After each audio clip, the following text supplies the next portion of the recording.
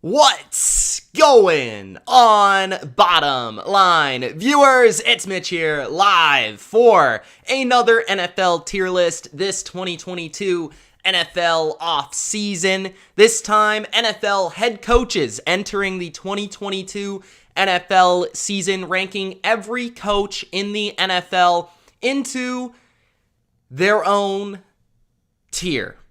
So if that sounds fun to you, let me know in the comment section. If you're joining me here live, that is awesome. Let me know in the live comment section where you would rank your favorite coach and play along with me ranking every coach in the NFL.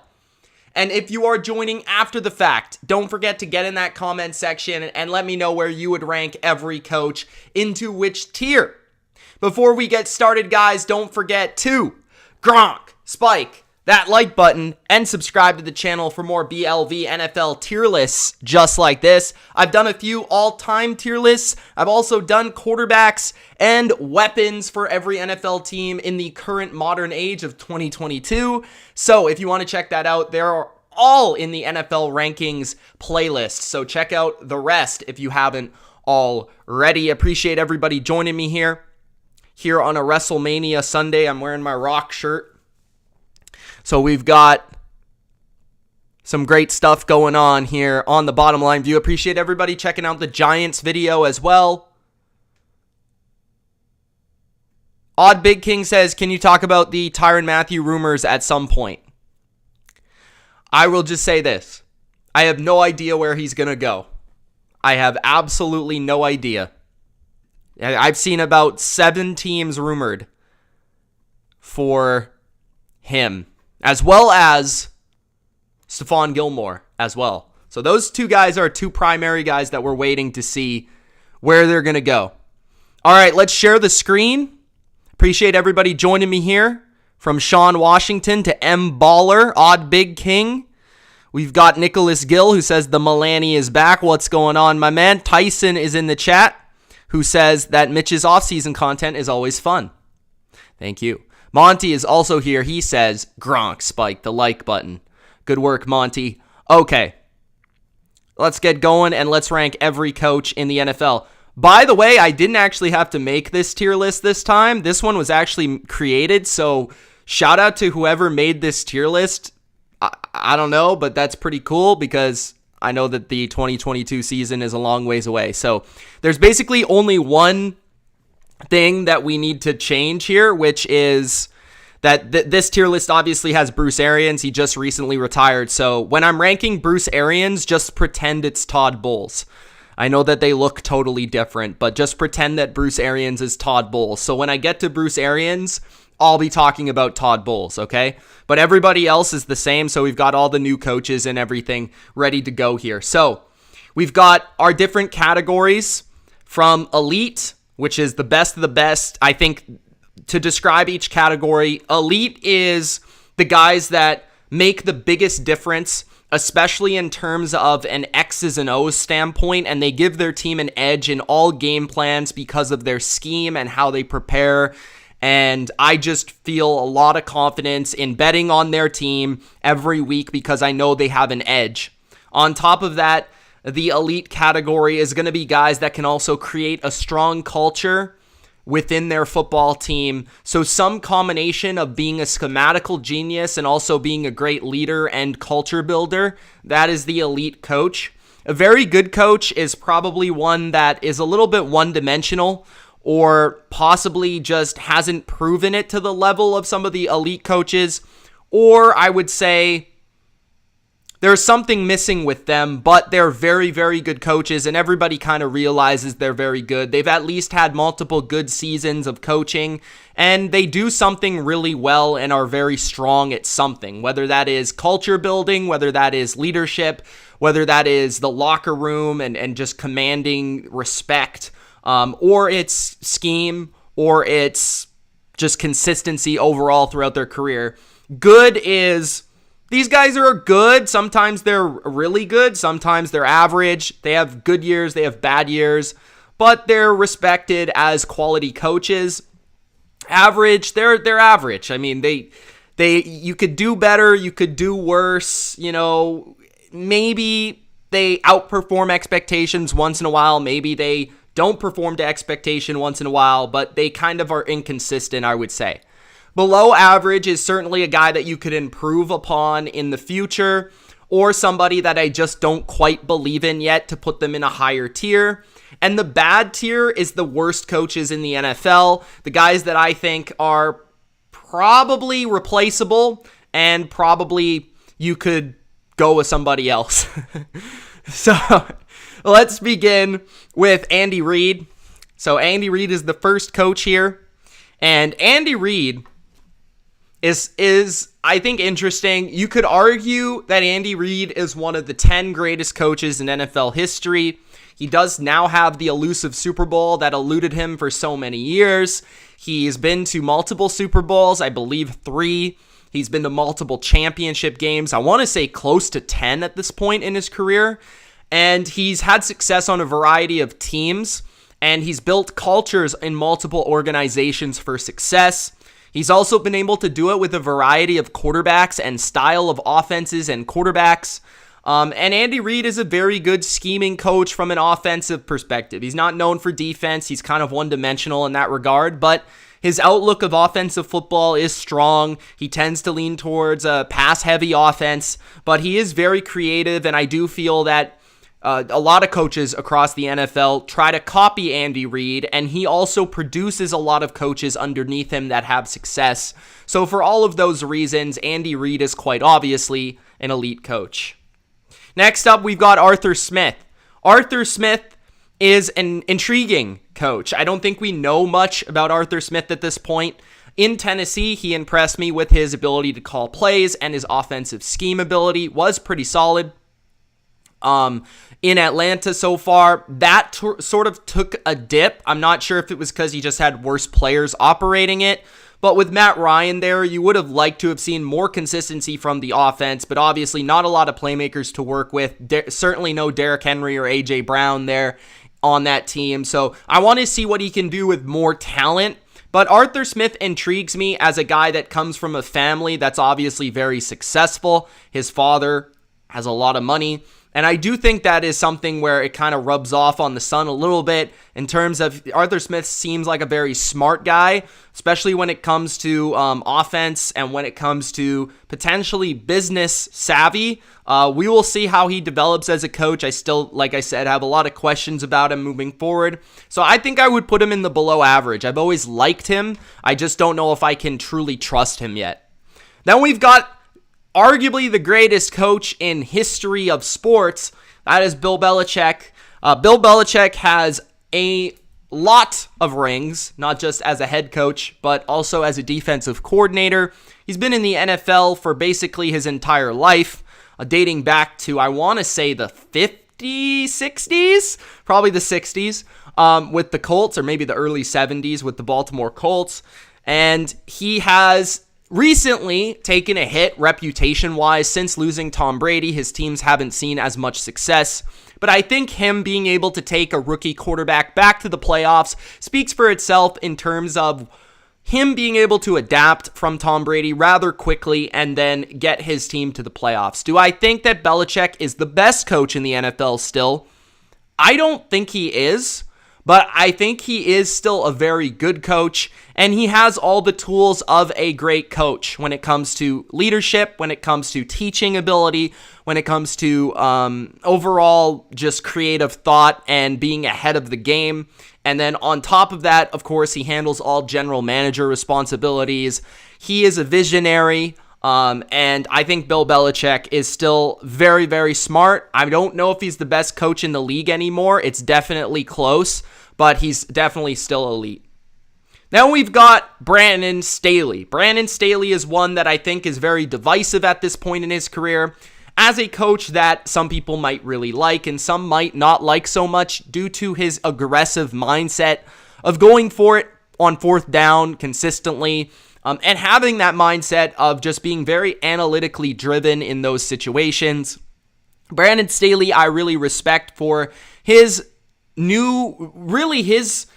want to say, it's sort of Vic Fangio, but like Brandon Staley, what he did with the Rams defense in 2020, he kind of like started this revolution of new defense in terms of defensive scheme, in terms of more two deep safety looks, in terms of more coverage, in terms of cover 4 and cover 6 defenses that we're starting to see in the NFL, as opposed to the Seattle style of defense, which was cover 3. So Brandon Staley has had a little bit of an influence over current scheme on the defensive side of the football. I also think he's just generally a very smart guy and really understands modern football.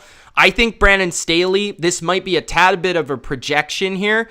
He took the team, the Chargers, to a better record, even though they missed the playoffs in 2021 than they were in 2020, and definitely was better than Anthony Lynn. But I do feel like he is going to look a lot better this year with the team that now is supporting him, and I think it took some time to get some players that fit his scheme and personnel. So I think Brandon Staley is going to go into the good column for me. I think he's above average for a variety of reasons. Then we've got Brian Daboll, who I've recently spoken very highly about in terms of how he will influence the New York Giants to be a better football team coming up shortly here. If you guys haven't already, make sure you do Gronk spike the like button. Try to get to 100 likes, and I'll continue to make these tier lists for you. Appreciate everybody in the chat continuing to give their thoughts. Really love that. All right, next, we've got Brian Daboll. As I said, I'm a huge fan of Brian Daboll. Typically somebody that has the experience of being a coach under Bill Belichick, Nick Saban, and Sean McDermott, is probably going to be a pretty well-rounded coach. He has offensively really built up his portfolio, so to speak, as a tight ends coach, somebody that earlier in his career was very run-heavy oriented and produced strong rushing attacks. He then went to Buffalo and opened it up with Josh Allen and really got Josh Allen to take it to the next level in terms of a quarterback and put a spread offense and spread concepts and maximize his ability as a runner and an athlete. I think Brian Daboll is one of the best play callers in the NFL already. But we have not seen him produce as a head coach yet. We have not seen what he's going to be like as a leader of a football team in terms of being out in front of a group of men and leading them into a battle, so to speak. So I think there's a lot of potential for Brian Daboll to be a great coach in this league, but I don't think we have enough evidence, so I'm going to put him in the average category.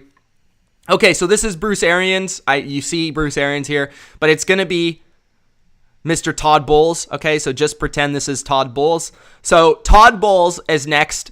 A lot of people have been criticizing Todd Bowles on Twitter and social media because he wasn't successful with the New York Jets. I'd just like to tell you that his quarterback was Geno Smith, okay? So if you thought that Todd Bowles was going to be successful with Geno Smith, I don't think Bill Belichick would have been successful with Geno Smith on top of the terrible general manager that they had at the time and just team building that was absolutely atrocious, which Todd Bowles had really no impact on whatsoever. On top of that, Todd Bowles has proven to be a very good defensive coordinator throughout his career on multiple teams, Arizona, the Jets, and the Tampa Bay Buccaneers, and he has really taken rather bad units into respectable territory quite often from his time in Arizona and then his time in Tampa Bay. He quickly turned around those defenses, and you saw a major difference in his just overall defense of play when he became the coach, which is a big deal to me. Can you elevate lower end talent? And Todd Bowles has been able to consistently do that throughout his career. He's also a guy that I like for his demeanor. He's very calm, but also kind of old school in a way. And he plays a very aggressive style. I'm going to be very interested to see how he plays off of Tom Brady as the new Bucs coach. I think it's going to be a great fit, as Todd Bowles is somebody that is very familiar with Bill Parcells. Obviously, Bill Parcells kind of tutored Bill Belichick. So there's some sort of familiarity between what they like to see in terms of the vision of the game of football between Belichick, Parcells, Bowles, and then ultimately Tom Brady. So Todd Bowles, I'm going to put into the average category because I think we haven't seen him be a head coach in quite some time. He did have some success with the Jets. He actually led the Jets to the most successful season they've had in a while. That was 2015, where they won 10 games. But then otherwise, we saw some pretty bad years. But I do think that his defensive coordinator ability does speak for itself. So average is going to be my call there until further notice. Then we've got our boy, Mr. Campbell, Dan Campbell. Dan Campbell is a personality. Dan Campbell is an exciting watch as a head coach, which can be quite rare. But Dan Campbell is somebody that I feel like everybody in this chat would love to play for. He has an infectious attitude.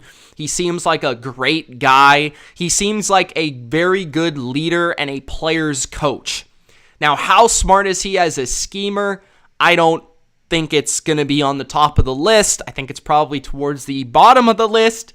But he is somebody that last year, there is something to be said about covering the spread. There is something to be said about taking a bad team into some success, into exceeding expectations in a certain way for Dan Campbell. So I think Dan Campbell is a decent coach. But it is still really tough to say and see what Dan Campbell is yet because his teams haven't been very good.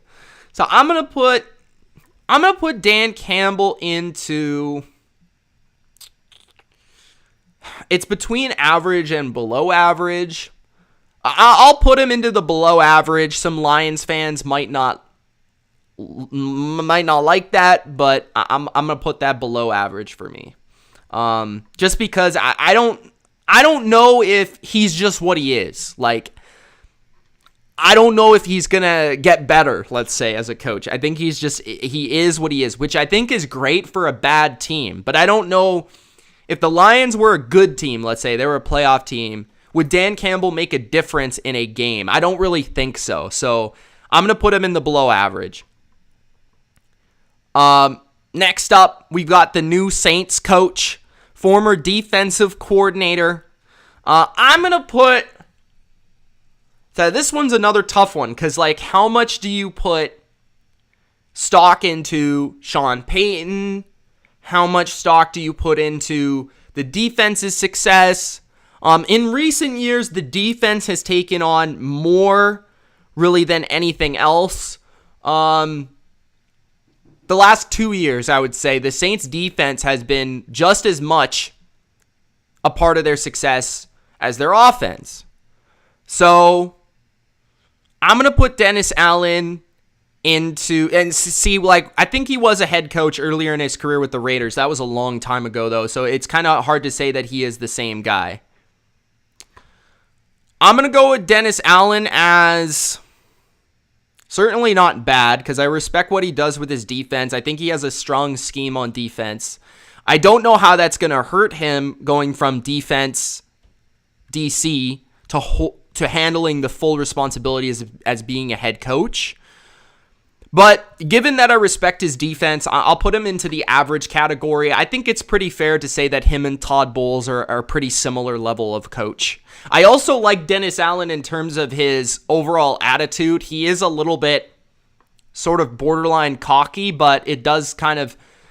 I think it gives an edge to his team. So I like that. Doug Peterson is next. I've always liked Doug Peterson as a coach. I know that it didn't exactly end well with Philadelphia, but I thought that was probably, looking back at it, not the smartest move from the Eagles. He won a Super Bowl. He's had playoff success. Something I will say about Doug Peterson is retroactively we go back and look at the Carson Wentz situation and say, hey, did he do the most we could have done with Carson Wentz? On top of that, you also take away from him and say, like, okay, but Frank Reich was there. You know, they had some good coaches around him as well to work off of. But a lot of great coaches have other good coaches on their staff. So you've got to debate that. And I've always felt like Doug Peterson got more out of a lot less, especially that 1 year where Nick Foles ended up being the quarterback, not the Super Bowl year, but I believe it was the year after, where they had a lot of success and they made the playoffs. And I thought Doug Peterson did a really good job I'm going to say that Peterson is an average coach here, just because obviously he was fired and then he's coming back to the NFL. So I don't know what it's going to be like in Jacksonville, but I will say it's a lot better than Urban Meyer, and it gives them a respectable leader, as a respectable voice, a guy that knows how to win, a guy that has won. So I like Doug Peterson. He also is rather risky and will definitely go for it when he has to. So Doug Peterson, I'm going to put into the average category. Frank Reich is next, which is very interesting that we go from Doug Peterson to Frank Reich. Frank Reich is one of my favorite coaches in the NFL. I think he's an excellent play caller. I think he is a very, very good schemer. I think he gets the most out of limited quarterback play very often. He always elevates quarterbacks. I think he does a great job offensively. Managing the game, he has been called into question at times. He has made some bad decisions at times, but usually when he makes analytically driven decisions that sometimes have backfired, not because of the decision being bad, but because of just the result of the decision, which everybody doesn't like. I think he has done an excellent job, considering he took the job thinking Andrew Luck was his quarterback for the future. Andrew Luck retires. Andrew Luck backfires on him. I think Frank Reich, with what he's been able to have at quarterback, Jacoby Brissett, Phillip Rivers, Carson Wentz, going quarterback to quarterback to quarterback, and still being pretty successful, above 500 throughout that stretch, I think Frank Reich deserves to be in the very good tier of coaches. Then we've got John Harbaugh.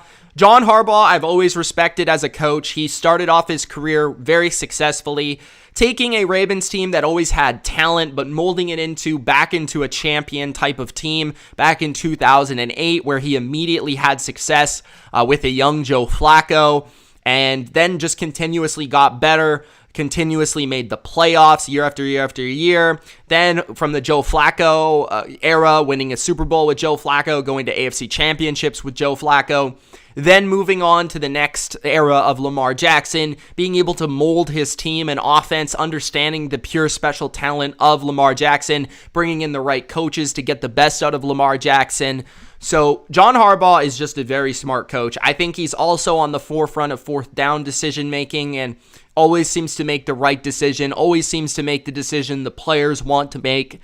I don't think he's too big of an ego. He always is willing to look at his players and say, you know, what do you want to do here? And kind of be like, especially Lamar, and be like, Lamar, you want to go for it here? We're going to go for it if you want to go for it. And he'll go for it.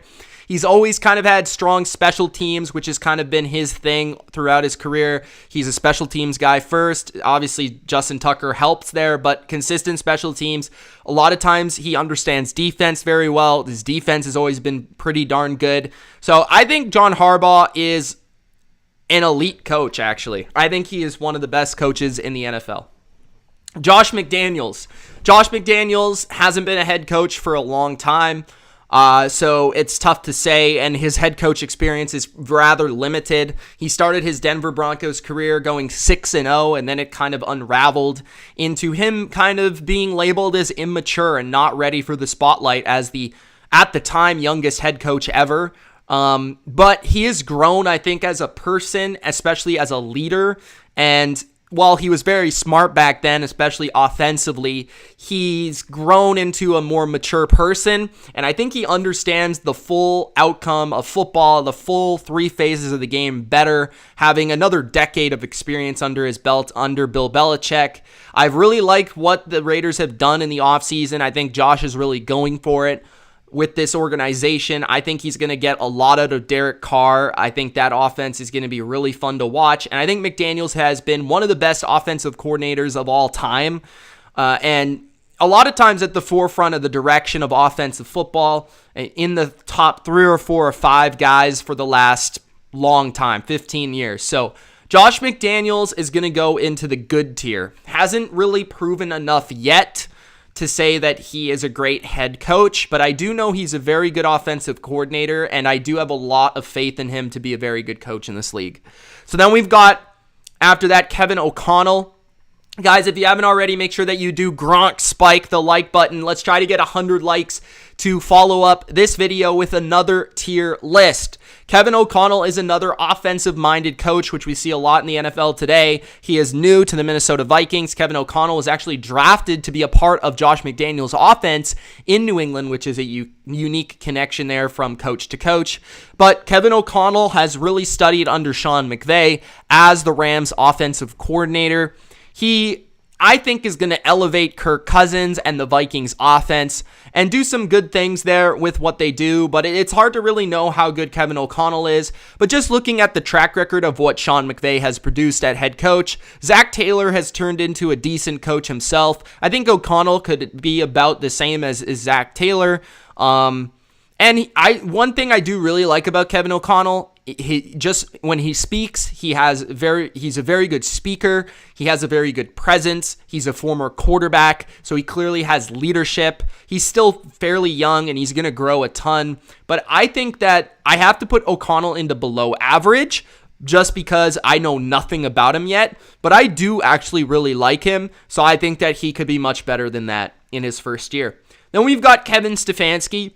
Kevin Stefanski is a quality offensive coach. I think he's a pretty smart guy, and he clearly has a vision for the way that his team is supposed to play and should play. I think he's kind of gotten the short end of the stick with his quarterback over the last couple of years, but overall, I've seen a lot of good from Kevin Stefanski.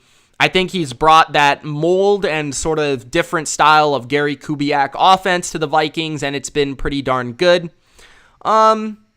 I think Stefanski, wasn't he the coach of the year last year? I think he was, so that just speaks for itself. But he's been successful in a place that's been very hard to be successful, which is the Cleveland Browns. Now, a disappointing season last year, but I'm not going to put that on his name because I think a majority of that fell on the quarterback.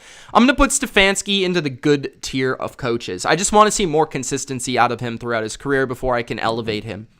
Then we've got Cliff Kingsbury. Cliff Kingsbury is rather interesting. I could see people putting him low on this list. I could also see people putting him maybe a little bit higher. I think Cliff Kingsbury is clearly a unique coach. He clearly has a personality. He clearly has some sort of aura that people like about him, and a lot of people seem to gravitate towards him. He seems like a good guy. He's a former quarterback himself.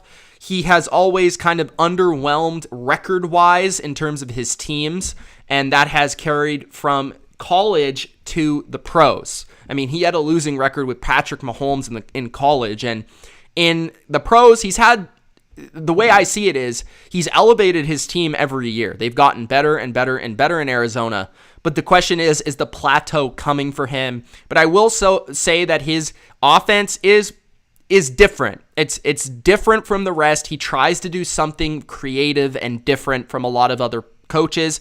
That can be good. That can be bad. I don't know if he has a full grasp of all three phases of the game, and his team can be a bit sloppy in certain regards, but I feel like Cliff is a guy that's still growing as a coach. I'm going to put him into the below average tier. I really am. I think that the team, there are coaches that I do think could get more consistency out of the Arizona roster and team, and to have Kyler Murray there, I think the majority of the success of Arizona is Kyler Murray and not Cliff. So I'm going to put Cliff into below average, but I could see people putting him into the average category. Kyle Shanahan is next.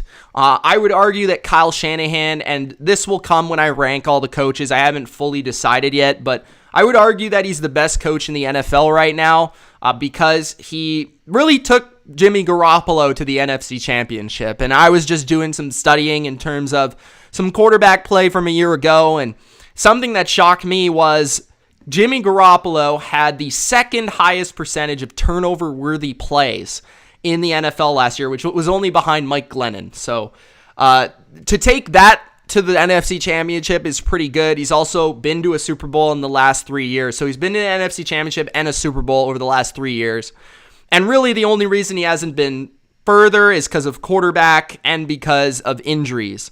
But Shanahan, I think, is clearly the best offensive coach in the NFL. And given that the NFL is all about offense today, really, that deserves mostly the respect, that is due there. But he's also the best play caller, in my opinion. He pairs plays together and scripts together that I think nobody else is capable of.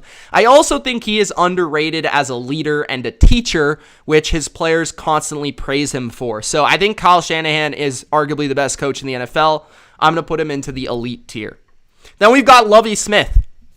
Lovey Smith has had success in the past, but that was kind of a generation of coaching ago, so he would rank a lot higher probably if this was 2008, but it's not 2008, it's 2022, so you've got to adapt with the times, and I feel like Lovey Smith is just a coach that got named the coach out of kind of panic. Obviously, he's somebody that's proven and has done it before, and he's certainly respectable for his success in the past. But I think his schemes have somewhat have been passed by. And I don't know how good of a coach at this point he really is. It's tough for me to say. Like, he could be below average. I don't know if he's bad. Like, I don't know if I could put him in the bad tier just because he has been good in the past. But then, like, even with Tampa Bay, he was a pretty bad coach. So I'm just out of respect, I'll put him in below average, but I don't feel very good about it. So I'll put Lovey Smith in the below average.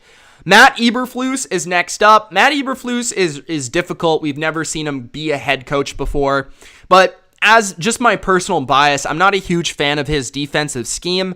I will say that he has a very infectious attitude, and he seems like a very upbeat sort of coach in a similar regard to somebody like Pete Carroll.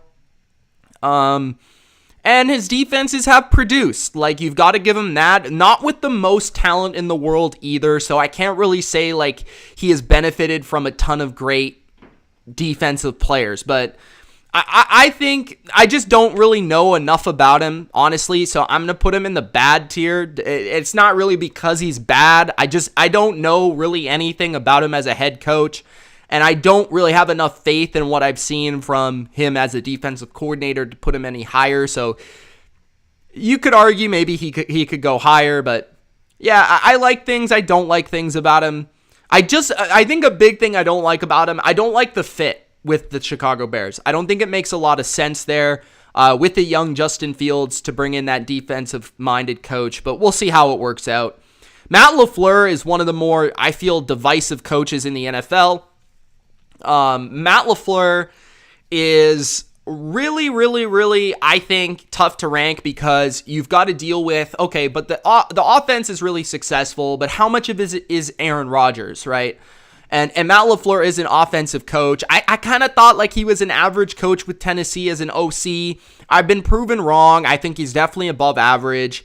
I do think that, in a way, he's a lot more sloppy in terms of his defenses and his special teams than other great offensive coaches in the league who have a better handle on that. Matt Lafleur, it took him 2 years to solve his special teams unit.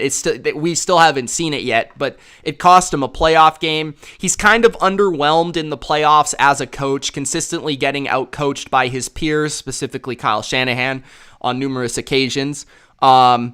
I think Matt Lafleur, though, is deserving of the very good status, given his record is rather impressive, and he is a very good offensive play caller.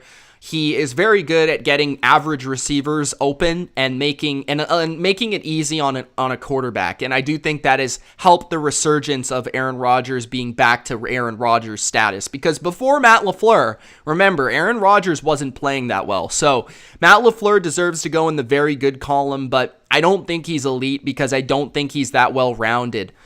So then we've got, after that, Matt Rule. Matt Rule, I thought, flashed some promise early in his career with Carolina. He speaks a good game, but none of it has kind of come through and come true. I think right now I've got to put him into the bad tier. He just feels like a college coach, and the game is moving too fast for him. It's over his head sort of thing. Like, that's kind of the vibe I get from Matt Rule, in my opinion. So I'm going to put him in the bad tier. Mike McCarthy is tough. Mike McCarthy, he brought more stability, and honestly, he's been a better coach than Jason Garrett, but I don't know how much you can really say about that. Like, his first year was kind of a wash because he didn't have Dak Prescott. His second year, he's got some good coaches around him. I think Kellen Moore is a pretty good OC, and I think Dan Quinn has obviously been a very successful DC and head coach, so he's got a good staff around him. He's got good talent on his team. I think Mike McCarthy is a decent leader of a team and a decent game manager, but he does make some questionable decisions at times. Sometimes his team could be outcoached in the big moment, which certainly was seen in the playoffs. I'm going to put Mike McCarthy in the below average tier.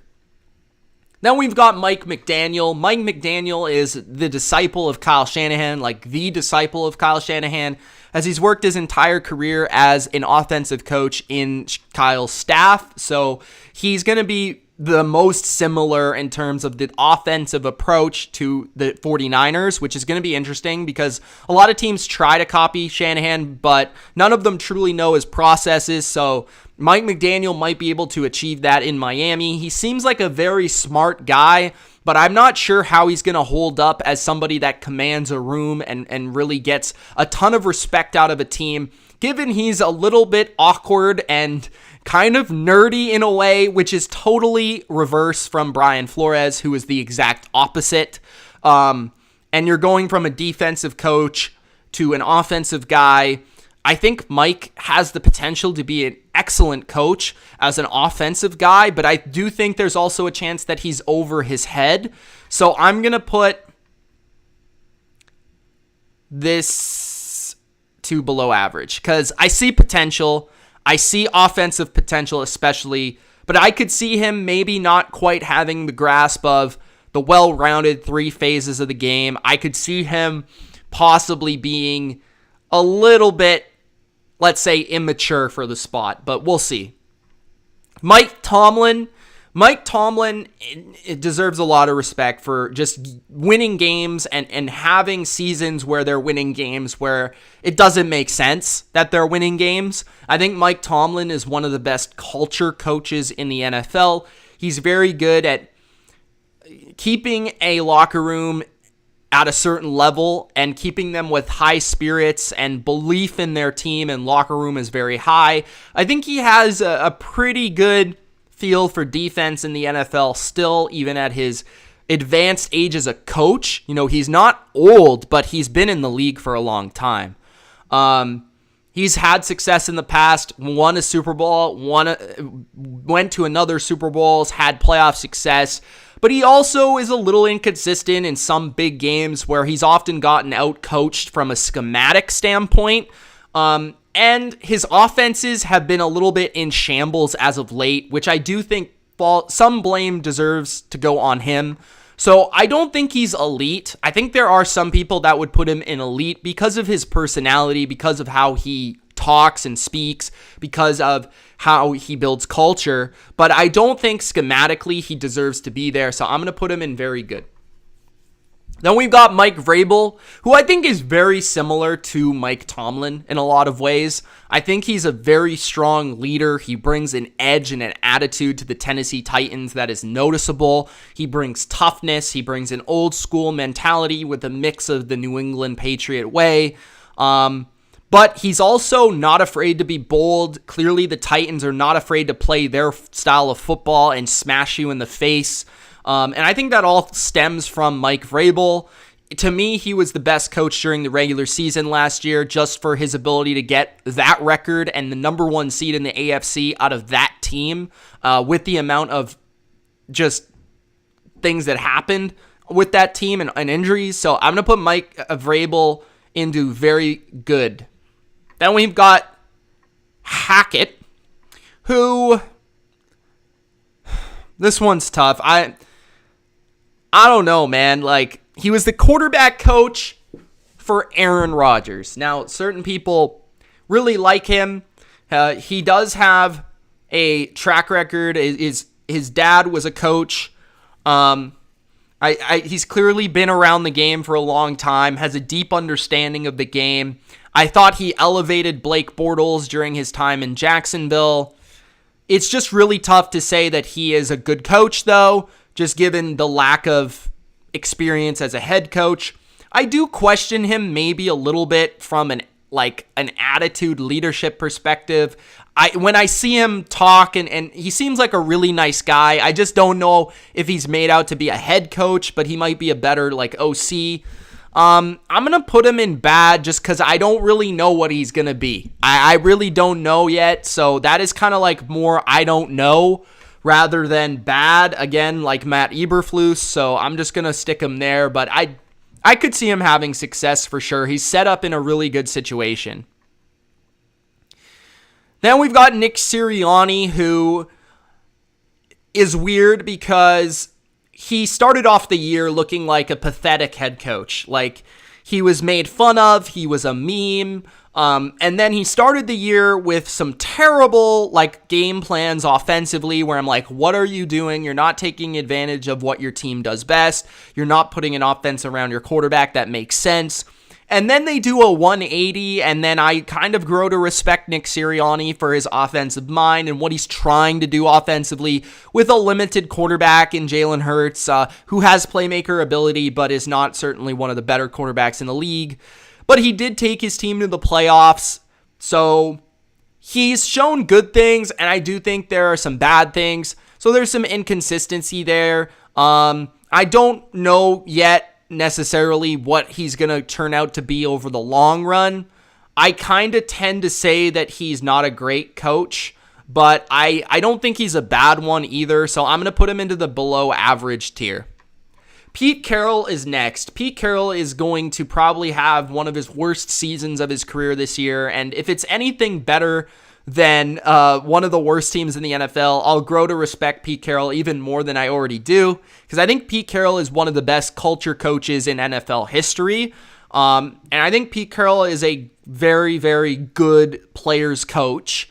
I don't think he's great in terms of his scheme anymore. At one point, he was at the forefront of defensive football, but that has since passed him by, so he's kind of evolving with the times and trying to catch up.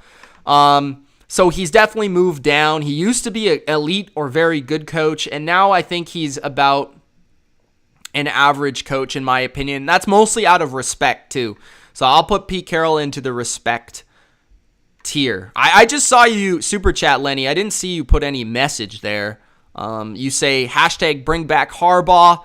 Jim Harbaugh he's talking about. So I don't think he's coming back, but we'll see. Then next up, we've got Robert Sala, who you guys know I'm not a huge fan of as a schematic coach. I do think he's got a little bit of an infectious attitude that way, similar to a Matt Eberflus. But when he was hired, I wasn't the biggest fan of just that hire. I don't think he's really going to work as a head coach in this league. Now, I could be really wrong about that, and he does seem to have good vibes about him, and I hope he does well. I'm not saying I hope he does bad, but yeah, I get the kind of not really a head coach type of vibes from Robert Sala. That's just my opinion. I'm going to put him into the bad tier for now. He didn't really prove to me in his first season that he was any better than that. Then we've got Mr. Riverboat Ron, who is, I think, proven to be a good coach in this league. I would put him in the good tier. He is in a situation where he's having to deal with some pretty bad off-the-field stuff from the Washington Commanders organization. He's having to get through that. He had to get through his own personal health situation. But he's done it in multiple organizations now. He's been to the playoffs. He's had success. He runs a pretty tight defensive scheme, and he does know when to be bold, and I do think he leads a team rather well, so I just like Riverboat Ron. I think he's a quality coach in this league. Sean McDermott is going to be a very good coach. I do think he's very good on the defensive side of the football. I do think he's got a very good balance of kind of calm, but also a little bit side of a psycho underneath that calmness. So he's definitely a defensive guy. You can see that intensity in him. He's upgraded a team and a franchise that was in a despair right? He was in despair before that, the Buffalo Bills. So he brought them out of that. And along with Josh Allen, he's created a very successful and consistent franchise. I think he does a good job with defense. I do think there's been times where in big moments he's been outcoached, specifically versus Andy Reid. But I think McDermott is very good, and I think he's still kind of continuing to grow as a coach. I'd like to see him continue to evolve as a defensive guy, but I think he is one of the better defensive guys in football. Sean McVay. Sean McVay is a great culture guy. He's a great leader. I would say he's a little bit overrated as a scheming coach, but I do think he is good in that regard.